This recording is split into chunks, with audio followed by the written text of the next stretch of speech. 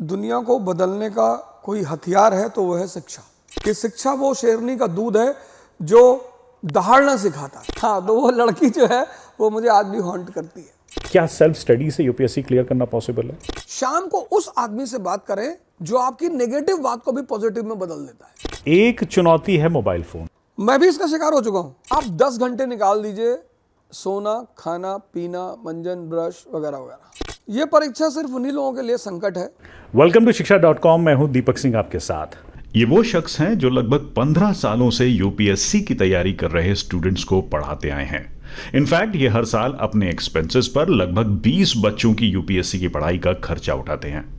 इनके motivational videos, past को समझकर हम प्रेजेंट को सुधार सकते हैं। बोलने का अलग अंदाज कि अवध वेरी टैलेंटेड और नॉलेज के कायल लाखों करोड़ों लोगों का फैन बेस इन्हें स्पेशल बनाता है। इस खास वीडियो में आइए मिलते हैं अवध ओझा सर से और जानते हैं कि कैसे शिक्षा ने इनका जीवन बदल डाला और कैसे शिक्षा के माध्यम से ये खुद बच्चों का जीवन बदल रहे हैं। अवध जी, आपको बहुत बहुत वेलकम है शिक्षा.com पर। एजुकेशन इंडस्ट्री में आप काम करते हैं, इस एजुकेशन का आपके जीवन पर क्या असर रहा? लाइफस्टाइल की अगर मैं बात करूं सबसे पहले, तो आपकी लाइफस्टाइल पे एजुकेशन ने क्या इम्पैक्ट किया है?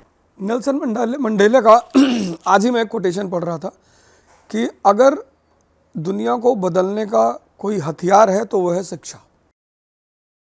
तो लाइफस्टाइल में सबसे बड़ा फर्क ये पड़ा कि मुझे ये पता चला कि जीवन में किसी भी युद्ध को लड़ने के लिए शारीरिक और मानसिक ताकत चाहिए। तो वहाँ से शिक्षा की वजह से ध्यान और योग की शुरुआत हुई। कहा जाए कि टीनेज में आप अलग तरह के व्यक्तित्व होंगे, आज क्या आप पाते हैं कि आप किस तरह का व्यक्तित्व, कितना फर्क आया है दोनों अवध ओझा में? नहीं, टीनेज के अवध ओझा को जो लोग जानते हैं वो उससे मिलना नहीं चाहते। वो अवध ओझा एक ऐसा अवध ओझा है जो एक आम लड़का है कि सिगरेट पी रहा है, शराब पी रहा है, तो वो पढ़ने में कोई इंटरेस्ट नहीं है, उसके भी आदर्श हैं अंडरवर्ल्ड के डॉन्स वगैरह वगैरह, तो वो अवध ओझा है। फिर एक अवध ओझा जो इलाहाबाद पहुंचता है, इलाहाबाद यूनिवर्सिटी में पढ़ता है और दर्शन शास्त्र पढ़ता है और एच एस उपाध्याय सर की क्लास में पढ़ता है और फिर उसकी सोच का एक नया दायरा विकसित होता है। तो आज वो अवध ओझा है जो इलाहाबाद में पैदा हुआ। तो आपके इस एक्सपीरियंस से क्या आप ये कह सकते हैं कि एजुकेशन आपको सही ट्रैक पे या सही रेलवे की लाइन पे जो करियर बनाती है उस पर लेकर जाता है? बिल्कुल। एजुकेशन रेवोल्यूशनरी फोर्स है। शिक्षा का काम, अंबेडकर जी का बहुत फेमस स्टेटमेंट जो मेरे दिल में बसा हुआ है कि शिक्षा वो शेरनी का दूध है जो दहाड़ना सिखाता है। तो एजुकेशन तो शिक्षा व्यक्ति को मुक्त कर सकती है, निर्वाण दे सकती है। अब अगर मैं पर्टिकुलरली आपके एजुकेशन की बात करूं, आप लोगों को हिस्ट्री सिखाते हैं, आप लोगों को पढ़ना सिखाते हैं, आप लोगों को आगे बढ़ना सिखाते हैं, आप लोगों को भविष्य अपना संवारना सिखाते हैं। ये सब जो आप सिखाते हैं लोगों को, इसको खुद को सीखने में आपको क्या करना पड़ा, कितनी मेहनत करनी पड़ी? कि जैसे आपने कहा दर्शन शास्त्र आपने खूब पढ़ा, तो ऐसी क्या क्या आपने ज्ञान को अर्जित किया, किन किन साधनों से अर्जित किया कि आज आप इस मुकाम पे पहुंचे हैं कि आप लोगों को सिखा रहे हैं? संगत एक बहुत बड़ी भूमिका अदा करती है। तो जब मैं इलाहाबाद यूनिवर्सिटी पहुंचा तो जो सबसे पहला चेंज मेरे जीवन में आया वो थी संगत। मतलब पहले ही साल 26 लोग को मैंने देखा जिनका सिविल सर्विस में सिलेक्शन हुआ था। फिर सारे पढ़ने वाले लोग, सारे अच्छी सोच के लोग, अच्छे संस्कार के लोग। तो कुछ तो मैंने अपने सीनियरों से सीखा। फिर इलाहाबाद यूनिवर्सिटी का एटमॉस्फेयर इतना प्यारा था, यूनिवर्सिटी मेरा शिक्षा का केंद्र बन गई। फिर दर्शन शास्त्र ने मुझे अध्यात्म की तरफ मोड़ा। जब मुझे पता चला कि भारत विश्व गुरु क्यों था और क्यों बन सकता है और हम कहाँ कितनी सीमित दायरों पे बैठे हुए हैं, मन की असीम संभावनाएं हैं, तो फिर वहाँ से मैंने आध्यात्मिक राह भी पकड़ी और सबसे पहले मैं माँ निर्मला देवी जी के साथ रहा। वहाँ मैंने ध्यान शुरू किया। तो मैं ये मानता हूँ कि जो सोचने की सक्षमता है वो मेरी ओशो के साहित्य पढ़कर विकसित हुई। उसके बाद मैंने ऑटोबायोग्राफीज पढ़ने का मुझे बहुत शौक है। बायोग्राफी पढ़ने से मुझे एक सबसे बड़ी बात यह पता चली कि हर महान व्यक्ति की पृष्ठभूमि संघर्षों से भरी पड़ी थी। तो संगत, यूनिवर्सिटी, वहाँ के शिक्षक, अध्यात्म, साहित्य, इन सबका मिला जुला रूप रहा। इन सबका मिला जुला रूप अवध ओझा हैं, आज के अवध ओझा हैं, टीनेज के अवध ओझा, जिनके लिए डॉन भी आदर्श रहा करता था, उससे आगे बढ़कर आज के हैं। एक और बड़ा सवाल है कि आप जो है आईएएस बनाते हैं, आप पढ़ाते हैं ऐसे बच्चों को जो कि भविष्य में जाके आईएएस आईपीएस बनते हैं, अलाइड सर्विसेज में जाते हैं। क्या आपने कभी एक ख्वाब पाला? तैयारी मैंने की और तैयारी भी मेरी एक आकस्मिक घटना है। मेरी इलाहाबाद यूनिवर्सिटी में 64.3% आया, मैंने फर्स्ट क्लास से मैं ग्रेजुएट हुआ। तो मेरे एक मित्र हैं गोंडा से, पता नहीं अब दोस्ती या दुश्मनी जो भी कहें, लेकिन उन्होंने मुझे एक रात बैठ के बहुत समझाया कि अवध वेरी टैलेंटेड। हमको भी एहसास हो गया कि मैं बहुत टैलेंटेड हूँ। तो उनसे प्रभावित होकर मैंने अपने घर जाके कहा, सौभाग्य से मेरे माता पिताजी भी हैं, तो मैंने उनसे कहा कि यार मैं जो है IAS की कोचिंग करना चाहता हूँ। तो माता जी तो मेरी सदमे में आ गई, पिताजी के अच्छा जाओ कर लो। फिर मैं वाजीराम में आया, मैंने वहाँ एडमिशन लिया और वहाँ से मैंने पढ़ाई शुरू की और 2 मेंस मैंने लिखे, बाकी मेरा कोई सिलेक्शन नहीं हुआ। जो ये जो टियर C और D कैटेगरी के शहर होते हैं, गोंडा जैसे शहर, आप जैसे बच्चे, अगर इन बच्चों को उन्हीं शहरों में पढ़ने का ऑप्शन मिलता है या फिर सीरियस स्टडीज़ करने का, फर्दर स्टडीज़ करने का ऑप्शन मिले, तो क्या लगता है कि आप जैसे लोगों के लिए जो मेंस तक पहुंचे, इंटरव्यू तक नहीं पहुंचे, क्या उन बच्चों के भविष्य और बेहतर संवर सकते हैं? बिल्कुल बिल्कुल बिल्कुल। अगर हमारे जो छोटे छोटे शहर हैं वहाँ भी शिक्षा की मूलभूत सुविधाएं बन जाएं, जैसे मैं अभी गोंडा गया था तो वहाँ पे मैंने देखा लाइब्रेरी कल्चर शुरू हो गया है। घरों में पढ़ाई नहीं हो पाती, जैसे हम जब घर में रहते, परिवार, पड़ोसी और रिश्तेदार, इनके बिना हम रह नहीं सकते और इनके साथ हम रह नहीं सकते। इसी वजह से हमारे देश में शुरू से परंपरा रही बाहर भेजने की, कि आश्रम चले गए और बाहर चले गए, तो बाहर जाके ये जो फ्रिक्शन होता है परिवार रिश्तेदार वगैरह का, ये बहुत कम हो जाता है। लेकिन जैसे अब लाइब्रेरी कल्चर, मैंने देखा कि लड़का सुबह उठ के लाइब्रेरी चला गया, तो ऐसी जो मूलभूत सुविधाएं शिक्षा को लेकर अगर C और D शहरों में डेवलप हो जाए तो बहुत सारे अवध ओझा तो फर्स्ट अटेम्प्ट में IAS बन जाएंगे। तो वो कौन से डिसीजन से या फिर क्या सोच थी कि आपने सोचा कि now the path will be towards the educator role? हमारा एक दोस्त है मोहम्मद हुसैन इलाहाबाद में, तो वो एक शगुन नाम की कोचिंग चलाते थे। तो उनका हिस्ट्री का टीचर भाग गया 5-6 क्लास पढ़ा के। उसने कहा पैसा और बढ़ाओ तब पढ़ाएंगे, क्योंकि लड़के उसको बड़ा लाइक करने लगे। तो उन्होंने शाम को मुझसे कहा अवध भाई ऐसी ऐसी बात होगी। हमने कहा हम पढ़ा दें? अरे बोले रहने दो, हम किसी और को व्यवस्था कर लें। मैंने कहा 2-3 दिन पढ़ा देते हैं। तो जब मैं पढ़ाने गया तो लड़कों ने बड़ा एक्सेप्ट किया, बस वहीं से इस लाइन की शुरुआत हो गई। तो इलाहाबाद से निकल के दिल्ली का रुख कैसे किया आपने? 2005 इलाहाबाद में मैं शगुन में रहा, फिर इंसर्च में रहा। कुंदन राय उसके डायरेक्टर थे इंसर्च के, और सबसे अच्छे जो मेरे मित्र रहे जो सुरेश बहादुर सिंह, अभी लॉयर हैं हाई कोर्ट के, वो ATN एकेडमी चलाते थे, उनकी कोचिंग में मैंने पढ़ाया। फिर 2005 में मैं दिल्ली आ गया। फिर मैंने अपनी खुद की कोचिंग खोली उष्मा हिंदी मीडियम में मुखर्जी नगर में, जो 2010 तक चली, लेकिन फिर आर्थिक कारणों से मुझे उसे बंद करना पड़ा और फिर मैं इंग्लिश मीडियम की तरफ आ गया। तो आज अगर किसी स्टूडेंट को अवध ओझा से हिस्ट्री पढ़नी है या फिर मोटिवेशनल गाइडेंस लेनी है, उसको क्या करना है? उसको वाजीराव जाना है, कहाँ जाना है, किस कोचिंग इंस्टीट्यूट पे जाना है? नहीं, अवध ओझा से 2 जगह मुलाकात हो सकती है। एक तो इकरा IAS कानपुर और पुणे, और दूसरा नेक्स्ट IAS दिल्ली। बहुत सारे सवाल हैं जो IAS की तैयारी कर रहे होते हैं, उन बच्चों के मन में होता है। कुछ सवाल ऐसे हैं जो बड़े स्पेसिफिक्स हैं और रेगुलरली आप भी सुनेंगे, जब आप भी कहेंगे कि हाँ ये सवाल आते रहते हैं आपके पास भी, उनके जवाब आज हम शिक्षा.com के माध्यम से उन बच्चों को देंगे। कुछ लोगों का सपना हमेशा बरकरार रहता है, वो UPSC क्लियर करना चाहते हैं, और अगर UPSC के अटेम्प्ट्स उनके पूरे हो जाते हैं तो शायद वो स्टेट सर्विसेज एग्जाम देना चाहते हैं या फिर कोई और उसी लेवल का सरकारी एग्जाम देना चाहते हैं।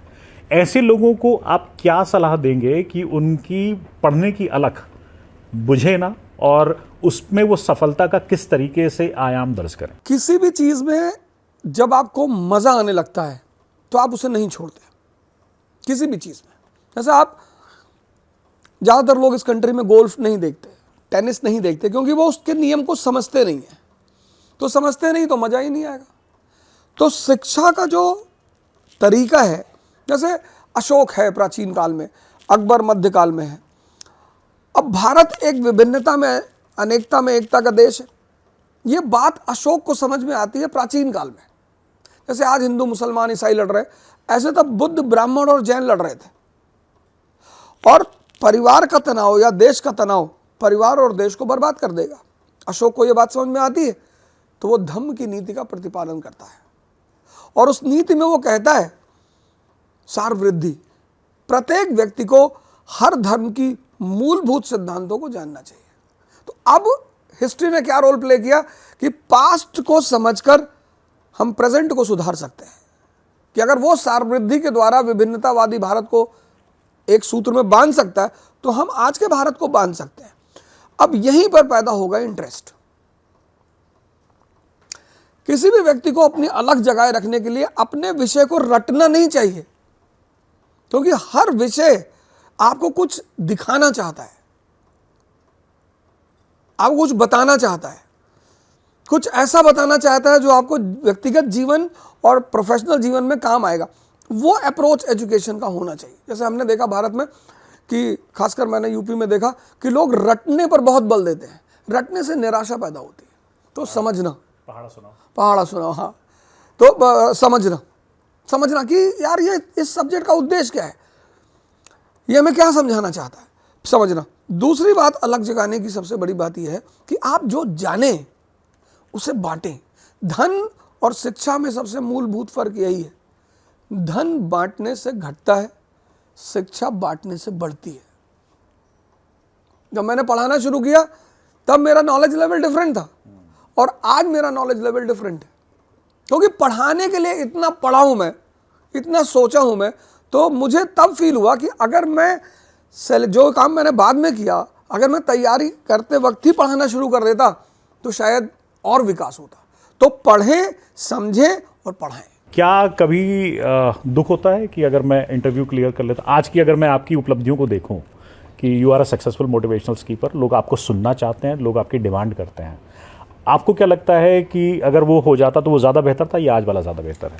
दीपक जी, अगर आपने किसी लड़की को प्रपोज किया और उसने मना कर दिया तो वो आपको जिंदगी भर हॉन्ट करेगी। तो आपको हॉन्ट कर रही है आपकी वो लड़की? हाँ, तो वो लड़की जो है वो मुझे आज भी हॉन्ट करती है। अभी हम लोग वर्किंग प्रोफेशनल्स की बात कर रहे थे। एक और बड़ा इंपॉर्टेंट फैक्टर होता है अर्निंग्स। जब आप नौकरी करने लग जाते हो, आपकी जेब में पैसा आता है, उस पैसे से आप नौकरी का बलिदान नहीं करना चाहते, लेकिन साथ में आप एक उच्चतम श्रेणी की सर्विस में जाना चाहते हो। बड़ा मतलब ऐसी फाइन लाइन होती है जैसे तलवार की धार पे चलना। आप उस पैसे पे इम्पैक्ट भी नहीं करना चाहते और आप ये भी चाहते हैं कि आप समय देकर इस शिक्षा को पूरा करें। आप स्ट्रगल करते हैं कि सुबह पढ़ें या लेट नाइट पढ़ें, ऑफिस के कमिटमेंट्स आपको लेट नाइट भी जगा सकते हैं। ऐसे लोगों को आप क्या बोलना चाहेंगे कि वो उस तलवार की धार पे बैलेंस करके कैसे चलें? नहीं, जितने भी लोग अच्छी सेवाओं में हैं, मतलब IIT के थ्रू, IIM के थ्रू, उनके साथ एक प्लस पॉइंट होता है कि उनका बेस बहुत अच्छा होता है। क्योंकि IIT IIM का पढ़े लड़के का मतलब यह है कि आपका बेसिक्स बहुत अच्छा है। उस बेसिक्स अच्छे होने में बस IAS की पढ़ाई, जिनकी बेसिक्स अच्छी होती है उनके लिए 5 घंटे पर डे, और जिनकी बेसिक्स अच्छी नहीं होती है उनके लिए 8 घंटे per day for a year. तो मैं सोचता हूं कि जिनकी बेसिक्स अच्छी है, अगर वो किसी कोचिंग से ये गाइडलाइन ले लें कि हमें पर सब्जेक्ट में क्या करना है, क्योंकि वो उन्हें नहीं पता होता है। पढ़ना एक अलग चीज़ है, किसी चीज़ को किस तरह पढ़ना है। जैसे हम मॉडर्न इंडिया पढ़ेंगे तो मॉडर्न इंडिया पढ़ने के बाद हमारा क्या क्लियर होगा कि भारत राष्ट्र कैसे बना। अगर मॉडर्न इंडिया तैयार होने के बाद आप ये नहीं समझ पाए कि एक देश राष्ट्र कैसे बना, फिर आप नहीं पढ़ पाए। तो आपको इस चक्रव्यूह को तोड़ने के लिए एक कृष्ण की जरूरत पड़ेगी। तो मैं ऐसे प्रोफेशनलों को बोलूंगा कि अब तो बड़े सारे ऑफलाइन ऑप्शन है, तो वो ऑफलाइन ज्वाइन कर लें। और हर सब्जेक्ट का जो पहला क्लास होता है, दूसरा क्लास होता है, जिसमें टीचर ये बताता है। जैसे मैं वर्ल्ड हिस्ट्री पढ़ाता हूँ तो मैं बताता हूँ कि वर्ल्ड हिस्ट्री अगर आप समझ गए तो आप ये जान जाएंगे कि जातिवाद को कैसे हैंडल किया जाए, संप्रदायवाद को कैसे हैंडल किया जाए, राष्ट्र कैसे बनते हैं। एक बार अप्रोच अगर स्मार्ट माइंड को पता चल जाए तो फिर वो अपने हिसाब से मेहनत कर लेता है। यूपीएससी की पढ़ाई में कंसिस्टेंसी बड़ी इंपॉर्टेंट है, लेकिन लोगों को पता नहीं होता कि कंसिस्टेंसी लाई कैसी जाए। लोग इच्छुक भी होते हैं, ऐसा नहीं है कि आप किसी चीज़ की तैयारी करें और उसके बाद में जानबूझ के फॉल्टर करना चाहते हैं। तो वो कंसिस्टेंसी कैसे बरकरार रही है, ये एक मूल मंत्र दीजिए। हमारे शरीर में 2 पेट हैं, ये जो भोजन हजम करता है, ये जो ज्ञान हजम करता है। अब आमतौर पर हमारे देश में देखा जाता है, खासकर जो ह्यूमैनिटीज़ विंग के लोग होते हैं, उनके पढ़ने के आवर्स ज़्यादा नहीं होते। जैसे आपने 11th किया, 12th किया, ग्रेजुएशन किया, ग्रेजुएशन पोस्ट ग्रेजुएशन में आप हार्डली 2-2 घंटा पर डे पढ़ते थे, तो 5 साल आपकी पढ़ाई सिर्फ 2 घंटे होती थी। या आप कह लीजिए कि एग्ज़ाम टाइम में आपने 15 दिन 10 घंटे पढ़े, तो आपका यहाँ का जो हाजमा का लेवल है वो ख़राब है। अब जो आदमी साल में 10 दिन 15 घंटे पढ़ता था, वो जब वो चाहेगा कि मैं डेली 10 घंटे पढ़ूं, तब दिक्कत पैदा हो जाएगी, स्ट्रेस पैदा हो जाएगा, एक्यूमुलेशन पैदा हो जाएगा। अब उसके दो रास्ते हैं, एक पॉजिटिव रास्ता है, एक नेगेटिव रास्ता है। इसलिए आज हमारे युवाओं में नशा बहुत बढ़ रहा है, क्योंकि आपने तो 10 घंटा रोज डेली पढ़ा नहीं। अब आप एक दिन आप तैयारी करने आ गए और आपको 10 घंटा पढ़ना है, तो दिमाग क्या करेगा, किसी का 5 दिन, किसी का 10 दिन, किसी का 15 दिन बाद ब्लॉक कर जाएगा। सबसे प्यारा रास्ता, आप भस्त्रिका करें और कपालभाति करें। भस्त्रिका आपके मन को 10 मिनट के अंदर शांत कर देगा, सारा वेंट आउट, सारा स्ट्रेस, सारा फ्रस्ट्रेशन निकाल देगा। और शाम को उस आदमी से बात करें जो आपकी नेगेटिव बात को भी पॉजिटिव में बदल देता है। जैसे आपने अपने पिताजी को फोन मिला है कि पापा आज दिन भर बहुत मेहनत की। अरे बोले तुम सिकंदर हो यार, तुम्हारे लिए क्या मेहनत। क्योंकि लड़ाई में सिर्फ पैट करने से ऊर्जा मिल जाती है। और तीसरी बात कि आपके जो दोस्त लॉबी हो उसका टेम्परेचर समान हो। दोस्ती हमेशा टेम्परेचर के नियम पर होनी चाहिए, क्योंकि टेम्परेचर हाई से लो की तरफ जाता है। तो आपका टेम्परेचर हाई रहता है, आपके दोस्तों का टेम्परेचर लो रहता है, वो सारा टेम्परेचर आपका खींच लेंगे। तो एक योग, दूसरा परिवार या वो कोई ऐसा व्यक्ति जो आपको ऊर्जा देता है, और तीसरा आपकी संगत। ये तीन आपकी कंसिस्टेंसी को बनाए रखें। इतनी लॉन्ग आवर्स की स्टडीज़ में एक मोटिवेशन बड़ा इंपॉर्टेंट है कि आप कंसिस्टेंटली जब इतनी देर बैठते हैं तो कई बार आप झुंझला जाते हैं या बोर हो जाते हैं, बोरियत आपको महसूस होने लगती है। ऐसे में वो बच्चा या फिर तैयारी करने वाला जो प्रशिक्षु है वो कैसे मोटिवेटेड रहे towards the goal of becoming an IAS और आईपीएस? मोटिवेशन तो खैर आजकल एक नई धारा बन गई है। आग होती है, आग। जैसे अम्बेडकर जी को आग है तो वो क्लास के बाहर भी बैठाए जाते हैं लेकिन पढ़ते हैं। तो जिनके अंदर आग है उनको तो मोटिवेशन की जरूरत नहीं, वो रो गा के खुद से ही अपने आप को मोटिवेट करते हैं, सेल्फ मोटिवेटेड रहते हैं। लेकिन कुछ लोग ऐसे होते हैं, जैसे मेरी एक स्टूडेंट है निशा भिवानी से, उसके बाबा ने बड़ा रोल प्ले किया। वो खुद उसके साथ 10 घंटे बैठ के पढ़ते थे। आए थे मुझसे मिलने, मैथ्स के टीचर थे इंटर कॉलेज में, तो खुद पढ़ते थे खुद। तो जब वो सोती थी या निराश होती थी तो उसे कहानी सुनाते थे। टीना दावी की माता जी ने भी यही किया। अभी इस साल एक लड़की है सुरभि सिंगला, 75th रैंक है, तो उसने आते ही मुझसे एक बात कही कि सर मेरे भाई ने मुझे आईएएस बना दिया। मैंने कहा कैसे? कहीं सर वो डेली मुझसे आके एक बात करता कि दीदी तेरा तो आईएएस हो रहा है, तू तो लगती ही आईएएस है। तो ये सारे होते हैं अप्रोच मोटिवेशन के। तब भी जैसे लॉन्ग आवर्स ऑफ स्टडीज़ होता है, क्या आपका बॉडी पोस्चर या फिर पढ़ने का तरीका उस पर भी फ़र्क पड़ता है? बिल्कुल पड़ता है, बिल्कुल पड़ता है। जैसे कुछ लोगों को मैं देखता हूँ लेट जाते हैं पढ़ते पढ़ते, वो बिल्कुल नहीं करना चाहिए। आज के ज़माने में सबसे अच्छा तरीका है कि आप एक डाइस खरीद लें और कुछ समय तक खड़े होकर पढ़ें। जैसे टीचर्स डाइस लेकर पढ़ाते हैं, ऐसे आप डाइस ले लें और डाइस पर खड़े होकर पढ़ें, आप बैठे ही ना। तो जो आदमी खड़ा है उसको नींद आने की कोई संभावना ही नहीं है। दूसरी बात मैं ये कहूँगा कि हर आदमी को तैयारी के वक्त या किसी बड़े गोल के वक्त जीवनी और ऑटोबायोग्राफीज पढ़नी चाहिए, क्योंकि हर महान आदमी का अचीवमेंट संघर्षों के पीछे छुपी होती है। तो जब हम क्लास में पनिशमेंट पाते हैं, तो जब एक आदमी पनिशमेंट पाता है तो हम बहुत दुखी होते हैं। जब पूरी क्लास पाती है तो हमें कोई दुख नहीं होता कि हम अकेले थोड़ी मारे जा रहे, सब मारे गए। ऐसे जब हम जीवनी पढ़ते हैं तो हमें लगता है हम थोड़ी अकेले संघर्ष कर रहे हैं, सब ने किया था। तो वो एक बड़ा स्ट्रॉन्ग फैक्टर बन जाता है। कई बार संगत या फिर सोशल मीडिया हो गया, दोस्त यार हो गए, उनसे आप डिस्ट्रैक्टेड भी हो सकते हैं। तो वो डिस्ट्रैक्शन को कैसे टैकल किया जाए, कैसे एक वो बैलेंस बनाया जाए कि अच्छे लोग पास रहें और बुरी चीज़ों से दायरा में बनाया जाए? मेरे एक स्टूडेंट है, मैं अब नाम तो नहीं लूँगा, आईपीएस है कर्नाटक कैडर की। तो मैंने उससे एक बार पूछा, मैंने कहा तू हमेशा खुश रहती है क्यों? तो बोली कि सर मुझसे कोई बात नहीं करता। तो मैंने कहा ऐसा क्या कर दिया तुमने कि तुमसे कोई बात नहीं करता? तो बोली कि मैं क्या करती हूँ कि मुझे पता था कि मैं पढ़ूंगी, ये मुझे डिस्टर्ब करेंगे, परेशान करेंगे, ऐसा करेंगे वैसा करेंगे, तो मैं कभी कभी अपने घर में अपने ही बाल आगे करके चिल्लाने लगती हूँ।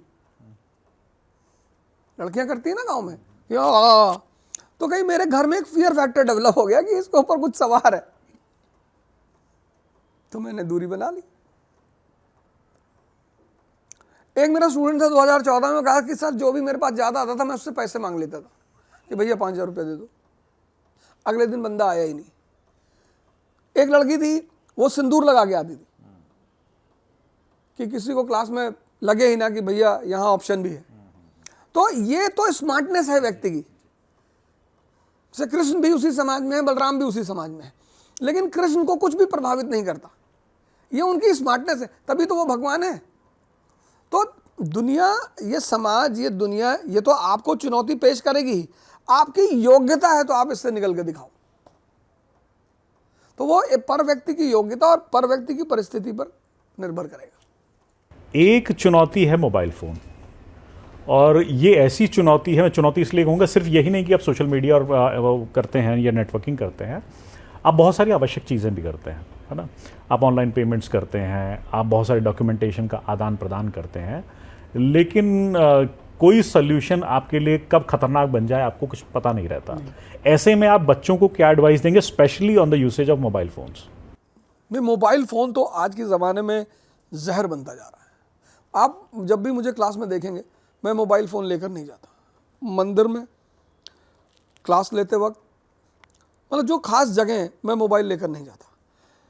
मैं भी इसका शिकार हो चुका हूँ कोरोना के टाइम में। ये जो कोरोना के टाइम में नौजवान क्रांति मैंने शुरू की, वो उसका परिणाम ही यही था, कुछ काम ही नहीं था तो मोबाइल लेके बैठने। फिर मुझे एहसास हुआ कि ये तो कुछ ज़्यादा ही मेरे सर पे सवार होता जा रहा है। तो फिर मैंने एक क्रिएटिव काम करना शुरू कर दिया कि हम कहानी सुनाएंगे हिस्ट्री की। तो आप ये बना लें कि आप ये डिसाइड कर लें कि मुझे मोबाइल किन अवसरों पर छूना है, और जितने भी लोग तैयारी करते हैं वो एक नंबर ऐसा रखें जिसमें 4 नंबर से ज़्यादा ना हो। एक उनके माँ बाप और एक दो जो विशेष लोग हैं, वो 24 घंटा ऑन रखें।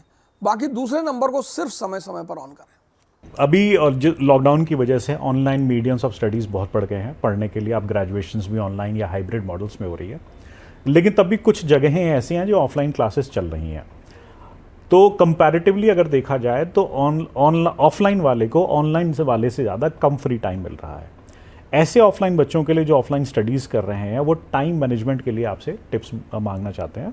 तो वो टिप्स आप उनको कैसे देंगे कि वो टाइम मैनेज कर पाएँ? आप 10 घंटे निकाल दीजिए, सोना, खाना, पीना, मंजन, ब्रश वगैरह वगैरह। अब आपके पास बचे 14 घंटे। अब सारा खेल आपको इस 14 घंटे में करना है। 10 घंटे तो आप टच ही नहीं कर सकते। ओके, ऐसा तो हो नहीं सकता आप बिना नींद के रह जाएं। तो 10 घंटे आपने अलग कर दिए, 14 घंटे बचे। 14 घंटे में आप देखिए कि आपकी ऑफलाइन संस्था कितनी देर चलती है। 4 घंटे चलती है मान लीजिए, तो फिर 4 घंटे उधर निकल गए, या 6 घंटे चलती है तो 16 घंटे निकल गए। अब 16 घंटा निकलने के बाद आपके पास बचा 8 घंटा।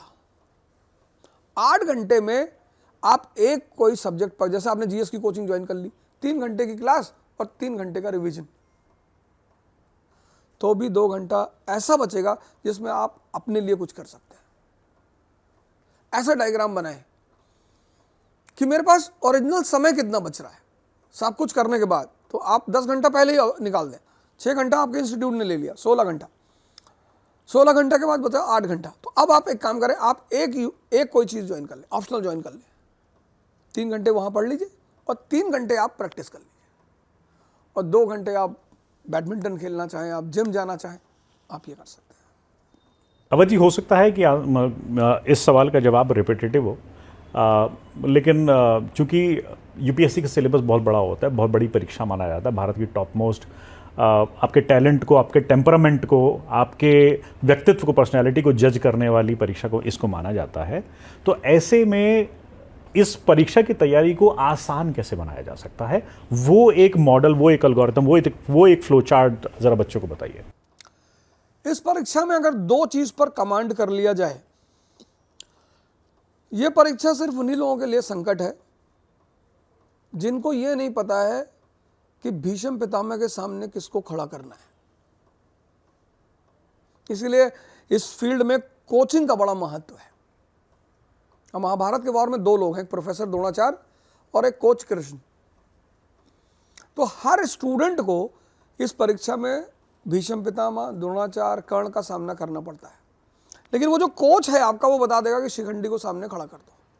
इस परीक्षा में फिर सिर्फ व्यक्ति पहला काम जहां पे बेसिक फॉल्ट लोग करते हैं वो है एनसीईआरटीज, बेसिक्स, इकोनॉमी, हमारे देश में ह्यूमैनिटीज 90% लोग 10th में छोड़ चुके होते हैं, 90%। तो उन्हें पता ही नहीं होता कि ह्यूमैनिटीज का इंपॉर्टेंस क्या है। बिना ज्योग्राफी को समझे आप इकोनॉमी को प्रमोट नहीं कर सकते। अब आप कश्मीर में आइसक्रीम की फैक्ट्री लगा देंगे तो आपका धंधा कोलैप्स कर जाएगा। तो बेसिक्स, पहला काम कर ले, बेसिक्स को लाइन बाय लाइन क्लियर कर ले, वर्ड बाय वर्ड क्लियर कर ले। अब आपको जीडीपी समझ में आती है कि जीडीपी क्या होता है, तो आप भारत की जीडीपी 1950 में चेक कर लीजिए, आप भारत की जीडीपी 1991 में चेक कर लीजिए, और फिर 2022 में एक ग्राफ बना लीजिए। अब आपको पता चलेगा कि हम चले थे 3% से, हम पहुंचे 9% पे, और आज हम फिर पहुंच गए 2% पे। सारे फैक्टर्स नोट डाउन कर लिए, क्योंकि जीडीपी तो आपको पता ही क्या होती है ना, तो कहां कहां सेटबैक हुआ वो नोट डाउन कर लिया। पिक्चर बनाना शुरू करिए, पिक्चर पढ़िए मत, पिक्चर बनाना शुरू करिए। तो जितने लोगों ने पिक्चराइज करना शुरू कर दिया उनके लिए परीक्षा आसान हो गई।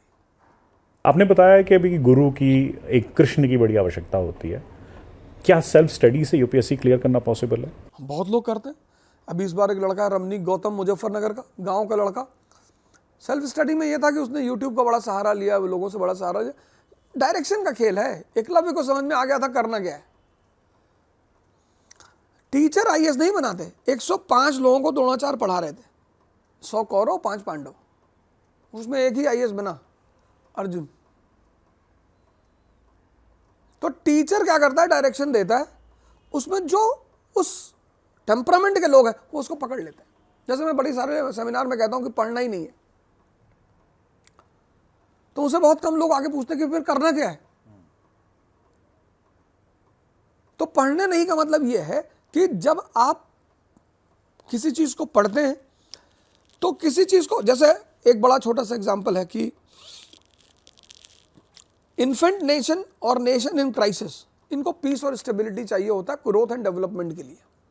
इन्फेंट नेशन यानी जो राष्ट्र पैदा हुआ, या जो राष्ट्र क्राइसिस में, जैसे पाकिस्तान अभी क्राइसिस में है, तो ऐसे राष्ट्रों को पीस और स्टेबिलिटी चाहिए होती है। अब 1947 में हम पैदा हुए तो नेहरू जी ने पंचशील अपनाया, पीसफुल को एग्जिस्टेंस। अब ये एक फॉर्मूला है। अब साउथ कोरिया भी है, इंडिया भी है, जर्मनी भी है, ये सारे लोग पैदा हुए फिर एक डायरेक्शन में ऊंचे बढ़ते रहे। पाकिस्तान कैसे कोलैप्स कर गया?